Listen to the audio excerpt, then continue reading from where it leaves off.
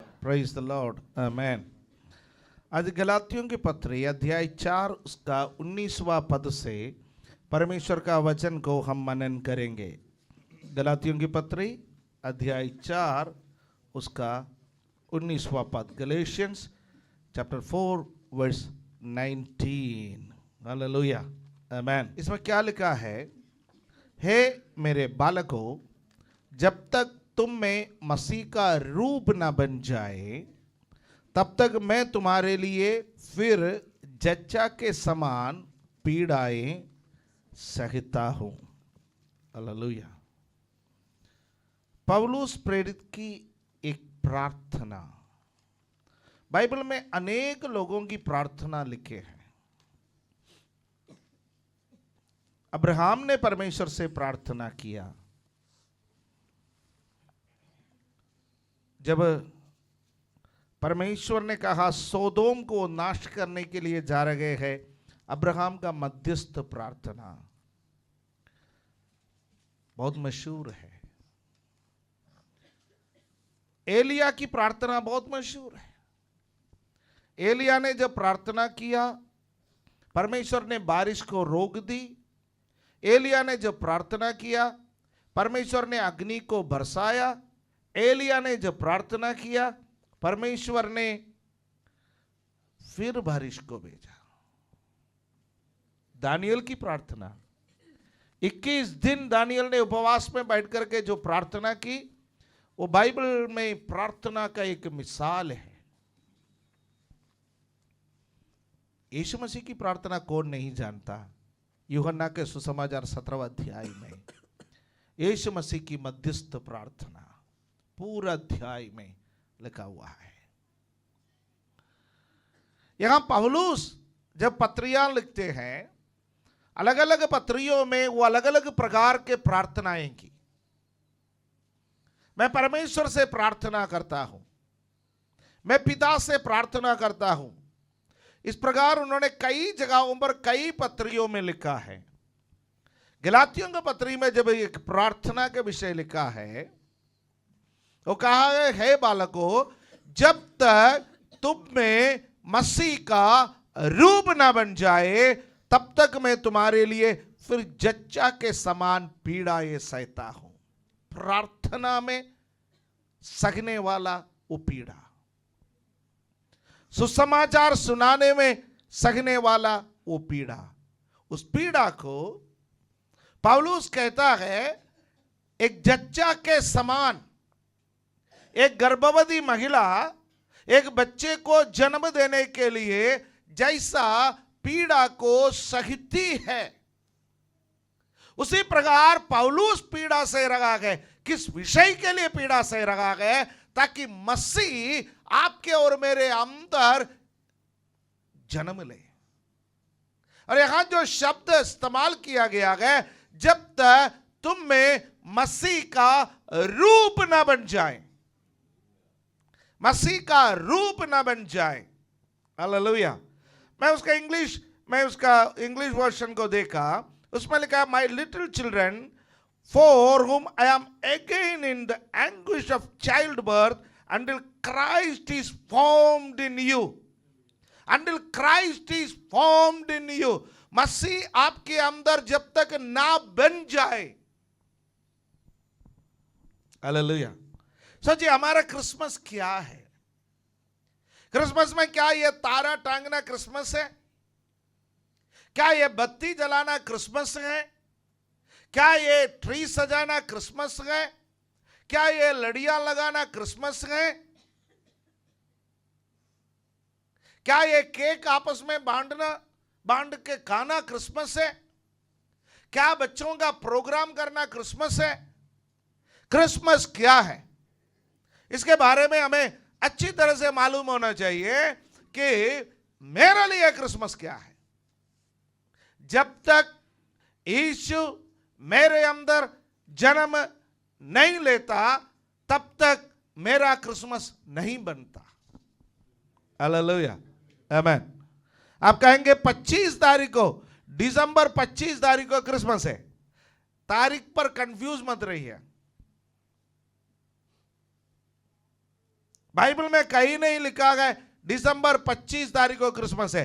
Bible उस समय जब यीशु मसीह का जन्म हुआ उस वक्त कोई कैलेंडर नहीं बना कि ये बता दिया जाए। आजकल हम किसी को ईमेल भेजता गया तो उसमें एक तारीख अपने आप अंकित हो जाता है। आप डाले या ना डाले, आपका कंप्यूटर उस तारीख को अंकित करते हैं। आप यदि किसी फोटो खींचते गए, जब आपका गैलरी में वो फोटो सेव हो जाता है या क्लाउड में जब सेव हो जाता है, वो तारीख के साथ सेव हो जाता है। कोई डॉक्यूमेंट्स आप बनाता है, ऑटोमेटिकली तारीख डाल दिया जाता है।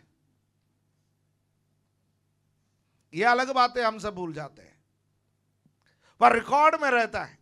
पर जब यीशु मसीह का जन्म हुआ वहां पर कोई कैलेंडर नहीं था। अगस्तुस सीसर का शासन चलता था और बथलेहम में नाम लिखवाने के लिए यहूदी लोग वहां पर गए थे।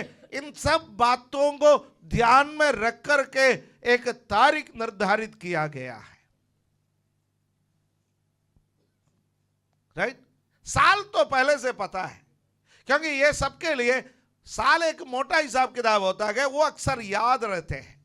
अगस्तुस सीसर का कौन सी साल में आदेश निकला उसका शासन का, इसलिए साल तो जरूर पता था पर एग्जैक्ट तारीख नहीं पता है। और यहां पर भी कहता है कि दिसंबर के जो महीने होते गए, इजराइल और उसके आसपास के जगहों पर इतना सर्द मौसम रहता है, चरवाहे अक्सर मैदान में नहीं रहते। यह भी एक तर्क है। कुछ लोग क्रिसमस नहीं मनाते। क्यों नहीं मनाते? वो कहते हैं दिसंबर के महीने में इजराइल में इतना सर्द होते गए, ठंड होते गए, चरवाहे मैदान में बाहर नहीं रहते, इसलिए हम क्रिसमस नहीं मनाते।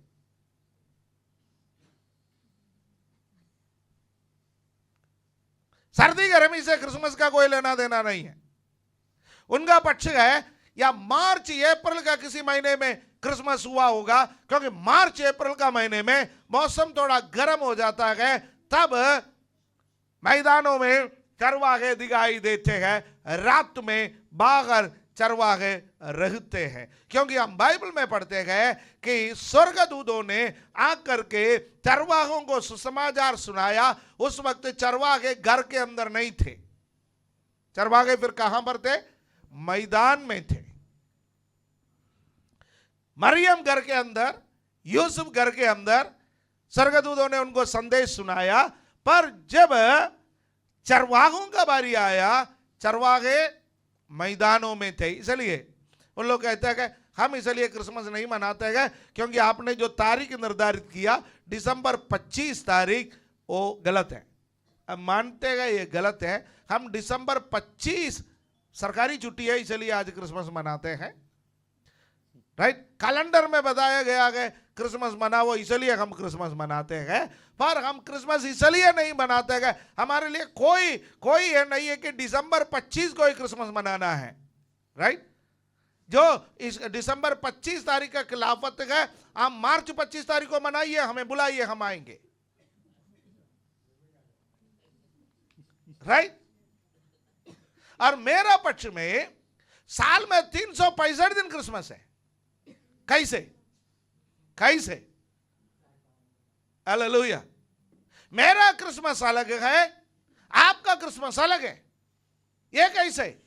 जिस दिन मैंने प्रभु यीशु मसीह को अपना उद्धारकर्ता के रूप में मेरे हृदय में ग्रहण किया, उस दिन यीशु मुझ में जन्मा। वह मेरा क्रिसमस है। और आपका क्रिसमस जिस दिन आपने यीशु मसीह को अपना हृदय में मुक्तिदाता के रूप में ग्रहण किया, वो है। ऐसा कहे तो हम में से प्रत्येक जन, मैं कहूं मेरा जीवन का क्रिसमस है, आप मनाने के लिए आइए। आप कहेंगे मेरा जीवन का क्रिसमस है, आप लोग मनाने के लिए आइए। ऐसा कहे तो हम साल में 365 दिन क्रिसमस मना सकता है। किसी न किसी का क्रिसमस हर दिन आते हैं। दुखी है। राइट? साल में 365 दिन आप तारे टांग सकते हैं। साल में 365 दिन आप लड़ियां लगा सकता है। दुनिया आपसे पूछेंगे आज कौन सी विशेष दिन है, आज मेरा क्रिसमस है। हालेलुया। कोई तो हिम्मत करे मार्च के महीने में तारा टांगने का, तब लोग आकर के पूछेंगे, बोलना मेरा क्रिसमस है। क्यों? दुनिया तो 25 दिसंबर को मनाता है। हां जी, दुनिया 25 दिसंबर को मनाता है, पर यीशु मेरे हृदय में मार्च के महीने में आया। यीशु मेरे हृदय में नवंबर के महीने में आया। यीशु मेरे हृदय में सितंबर के महीने में आया। यीशु मेरे हृदय में जुलाई में आया। हालेलुया, आमीन। यीशु किसी ना किसी का हृदय में हर दिन जन्म ले रहा है। हर दिन यीशु उनका हृदय में आ रहा है। और पौलुस कहता है मेरे बालकों, इस संसार के हर एक व्यक्ति के अंदर जब तक यीशु जन्म ना ले, तब तक आपके और मेरे अंदर ऐसा एक पीड़ा होना चाहिए। कैसा पीड़ा? एक जच्चे के समान पीड़ा। हालेलुया, आमीन। क्रिसमस दो कारणों से मनाया जाता है। पहला कारण है यीशु मेरे लिए इस जगत में आया, और हम सबका क्रिसमस अलग अलग है, पर हम सब ने एक बात पर सहमत हो गया। आपका तारीख अलग है, मेरा तारीख अलग है, पर 25 दिसंबर को सहमत हो जाए। ये आपसी सहमति है। हेलो, समझ में आया नहीं आया? ये एक आपसी सहमति है। मैं एक ऐसा परिवार को जानता हूं जिस परिवार में 3 बच्चे हैं, और तीनों बच्चे 1 2 3 डेज में पैदा हुआ, यानी 13 14 15 होगा, 17 18 19 होगा, ऐसा पैदा हुआ। और बीच का बच्चे का बर्थडे मनाता है तो एक को इधर से खींच के इधर करता है, इसको इधर से खींच के इधर करता है। बीच का बच्चे का बर्थडे में तीनों का बर्थडे मनाया जा सकता है। ये क्या है? आपसी सहमति। समझ में आए? तो ये आपका क्रिसमस का तारीख अलग, मेरा क्रिसमस का तारीख अलग, हम सबका क्रिसमस का तारीख अलग अलग है, पर हमने आपस में एक सहमति जताई है 25 दिसंबर को हम क्रिसमस मनाएंगे, क्योंकि यीशु ना केवल इस संसार में जन्म लिया, बल्कि यीशु हम में से प्रत्येक व्यक्ति का हृदय के अंदर भी जन्म लिया है। हालेलुया, आमीन। मुझे सुनने वाला कोई भी व्यक्ति अपना हृदय में अभी तक यीशु को जगह नहीं दी। आप अपना हृदय में देखिए, यीशु क्या आपका हृदय में है? आप हमारा क्रिसमस मनाने के लिए आए गए या आपका क्रिसमस मनाने के लिए आए हैं? मैं तो मेरा क्रिसमस मनाने के लिए आया हूं। हालेलुया, आमीन। यीशु जगत में जन्म लिया, मेरे लिए क्या लिया है? यीशु चरनी में पैदा हुआ, मेरे लिए क्या है? जब तक यीशु मेरे अंदर जन्म ना ले, यीशु के साथ मेरा कोई व्यक्तिगत संबंध नहीं है। हालेलुया, आमीन। सरकारी हॉस्पिटल में, प्राइवेट अस्पतालों में ढेर सारे बच्चे एक दिन पैदा हो जाता है, पर आप पर और मुझ पर कोई फर्क नहीं पड़ता। पर जिस दिन हमारे परिवार में एक बच्चा जन्म लिया जाता है, उस दिन बहुत फर्क पड़ता है।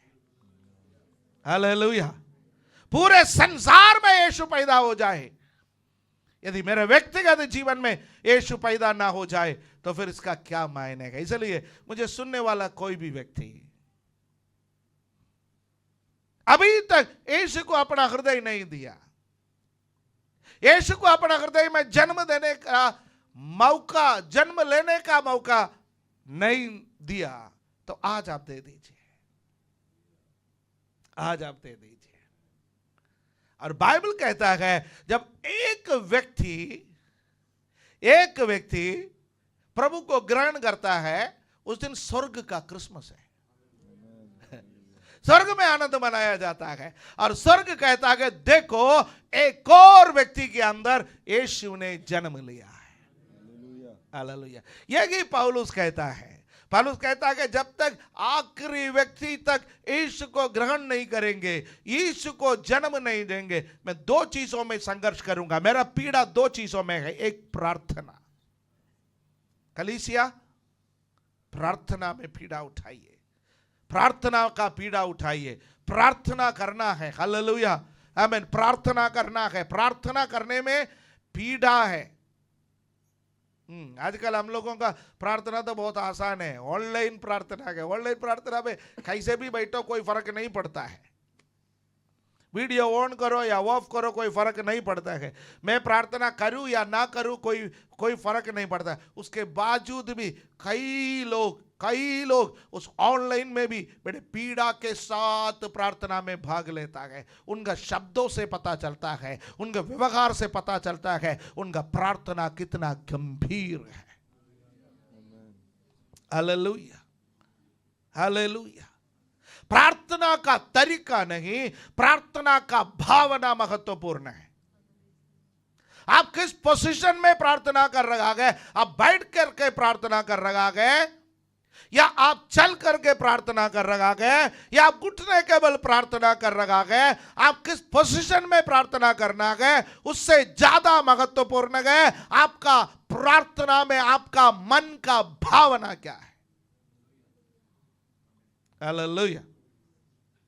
एक समय था कलीसिया के अंदर लोग घुटना टेकर प्रार्थना किया करते थे। पुराने कलीसियाओं में जाओगे तो वहां पर एक ऐसा मुलायम गद्दा बिछा जाता था हर कुर्सी के आगे या हर बेंच के आगे, जिस पर उम्मीद किया करते थे कि प्रार्थना के समय व्यक्ति अपना बेंच से निकल करके घुटने के बल आ जाए, प्रार्थना करे। राइट, वह उनका भक्ति का एक तरीका था। आज हालातें बदल गए, जमीन पर बैठ करके आराधना करना एक भक्ति का समय था। आज हमारे शरीर में कई कमी आ गए हैं, शारीरिक रूप से कई लोगों को कई प्रकार का परेशानी आया है। इसलिए याद रखिए, प्रार्थना का पोजीशन से ज्यादा प्रार्थना का भावना, आपका मन में प्रार्थना के प्रति आप कितना गंभीरता रखते हैं वो ज्यादा महत्वपूर्ण है। हालेलुया। बाहरी जो तौर के चीजों पर नहीं, आंतरिक चीजों पर ध्यान दे। हालेलुया, आमीन। और वो एक चीज, दूसरा पीड़ा उठाने का स्थान है सुसमाचार सुनाने का केंद्र है। आज माहौल ऐसा हो गया है कि हम खुलेआम सुसमाचार नहीं सुना पाते। खुलेआम सुसमाचार सुनाने में कई प्रकार का परेशानी आता है, उसके बावजूद भी सुसमाचार सुनाने के लिए हम तत्पर रहे। और सबसे असरदार सुसमाचार सुनाने का एक तरीका है, वो है यीशु जैसा बनना। मैंने एक पुस्तक को पढ़ा, चीन की एक घटना है। एक पुस्तक को मैंने पढ़ा, उस पुस्तक में लिखा था कि चीन के एक मार्केट में कुछ लोग नया नियम बांध रहे थे। नया नियम बांध रहे थे। जब नया नियम वो बांध रहे थे कि उन्होंने एक व्यक्ति ने आकर के उन लोगों से कहा है कि ये किसके बारे में लिखा है। उन्होंने कहा ये यीशु मसीह का जीवन के बारे में लिखा है, यीशु मसीह का जीवन के बारे में लिखा है। और उन्होंने कहा जिस यीशु मसीह के बारे में आप बात करते हैं वो यीशु मसीह हमारे गांव में रहते हैं।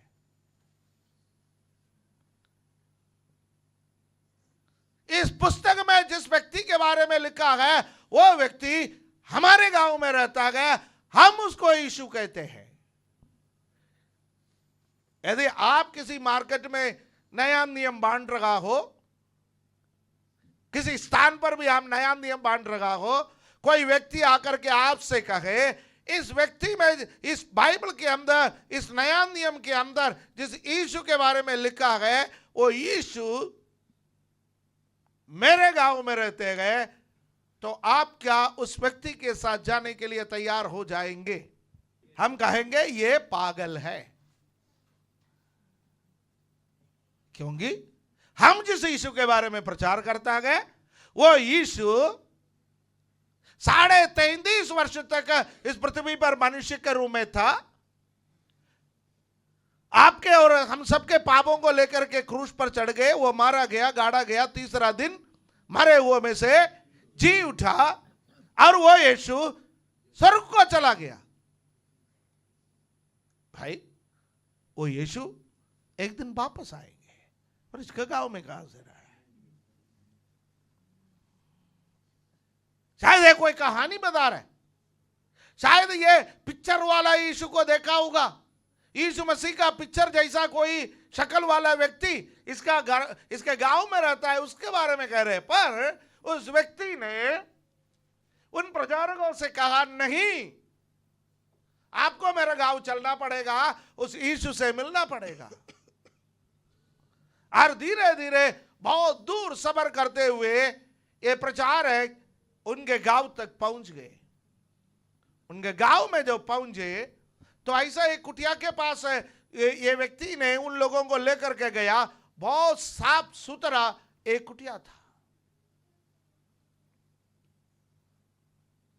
बहुत सफाई था वहां पर आसपास में, और गांव के एक स्थान पर एक विशेष स्थान दिखाई देता था, वहां पर वो व्यक्ति रहता था। एक बुजुर्ग सा व्यक्ति, एक बुजुर्ग सा व्यक्ति, और ये प्रचारक उनके साथ बैठे, क्योंकि उस व्यक्ति जो लेकर के गए उन्होंने कहा यही यीशु है, ये बीमारों को चंगा करता है, ये लोगों के लिए प्रार्थना करता है, इसके अंदर कोई पाप नहीं है, ये हमेशा प्रेम करता है। उस बुजुर्ग व्यक्ति से पूछा, क्यों लोग आपको यीशु कहते हैं? तो उस बुजुर्ग व्यक्ति का जवाब था, जब मैं एक टीनेजर था या मैं एक नौजवान था, आप जैसे कुछ लोग हमारे कई मार्केट में आए, सुसमाचार को बांटा, ये नया नियम को बांटा, और उसमें से एक कॉपी मेरे पास आए और मैं वो लेकर के अपना घर में आया, और उसमें जिस व्यक्ति के बारे में बताता है मैं उसके बारे में नहीं जानता था, पर मैं उस व्यक्ति के बारे में पढ़ा और उस व्यक्ति का जीवन मेरे जीवन में इतना प्रभाव डाला कि मैं उस व्यक्ति के समान एक्ट करने लगा। वो जैसा बात करता था मैं मन में सोचा ऐसा मैं बात करने लगा, वो जैसा चलता था वैसा मैं चलने लगा, और जैसा जैसा मैं पढ़ता गया उस व्यक्ति का और चित्र मेरे दिमाग में उभरने लगा, मैं वैसे जीवन बिताने लगा।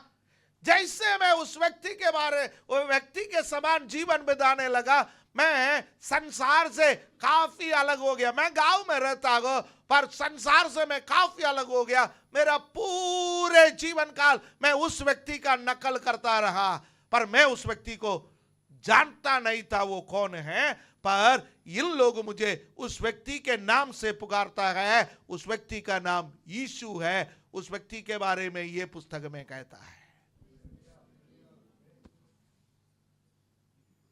पौलुस की प्रार्थना क्या है? यीशु हमारे अंदर क्या जन्म ले। हर साल यीशु हमारे अंदर जन्म ले, यीशु के लिए केक काटे, आपस में बांट के खाए, यीशु के लिए तारे लटकाए, यीशु के लिए कार्डबोर्ड का गिफ्ट लेकर के आए,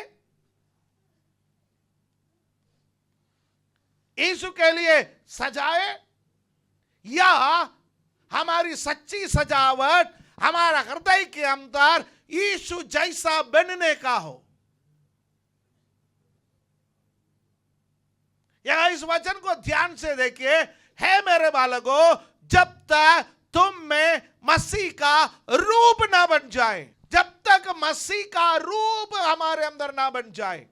क्या मसीह का रूप हमारे अंदर है?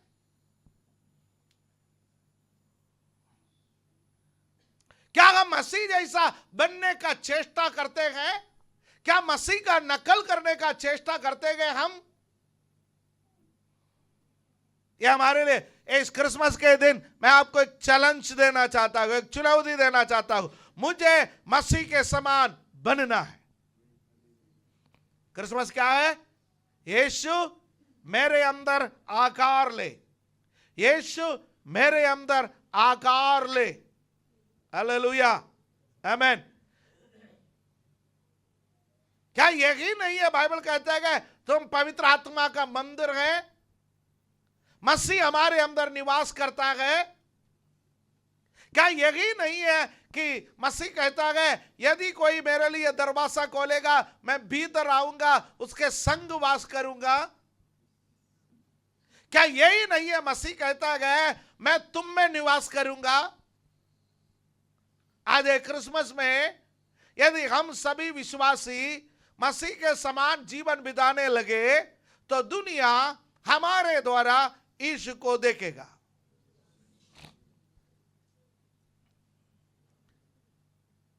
नया नियम हम जो बांटते हैं उसको लोग स्टॉप कर सकते हैं।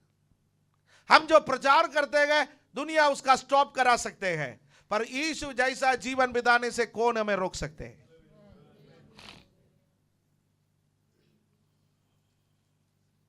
हालेलुया। हमें देखने वाले यीशु की ओर आकर्षित हो जाए। यदि ऐसा एक स्वभाव का मालिक बन जाए तो दुनिया को बिना बताए लोग विश्वास में आएंगे। बिना बताए लोग विश्वास में आएंगे। किसी ने कहा सुसमाचार प्रचार करो, जरूरत है तो शब्दों का इस्तेमाल करो। लाइफ स्टाइल इवेंजलिज्म, उसको क्या कहते हैं? Life style evangelism. यीशु जैसा जीवन बिताए।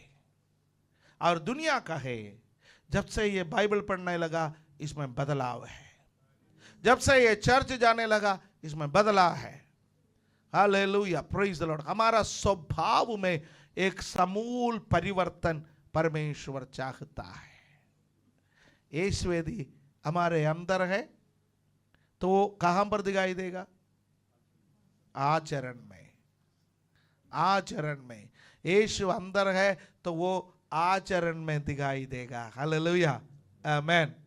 दुनिया का स्वभाव अलग है और हमारा स्वभाव अलग है। और हमारा स्वभाव किसके समान है? मसीह के समान है। इसका अर्थ ये नहीं है कि हमसे कभी कोई गलती नहीं होगा। विश्वासी से भी गलती हो जाता है, पर जब गलती हो जाता है विश्वासी तुरंत माफी मांगते हैं,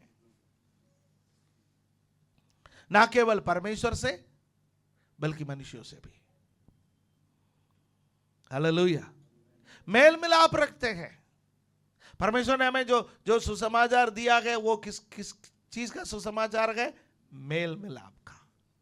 हालेलुया। मैंने आपको दो बातें आज कहा है। एक, यदि अभी तक किसी ने यीशु को जन्म नहीं दिया, जन्म लेने का मौका नहीं दिया, आपका हृदय आज यीशु के लिए खोले। कहे यीशु मेरे हृदय में आ जाइए। मेरा हृदय आपके लिए खोलने के लिए मैं तैयार हूं। नंबर 2, यदि कोई कहता है कि यीशु को मैंने मौका दिया है, मेरा क्रिसमस हो चुका है, मैंने यीशु को ग्रहण किया है, तो यीशु को हमारे अंदर आकार लेने का मौका दे। यीशु हम में भर जाए,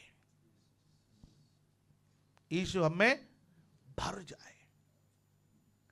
यही यूहन्ना बपतिस्मा देने वाला कहा, वो बढ़े मैं घटूं।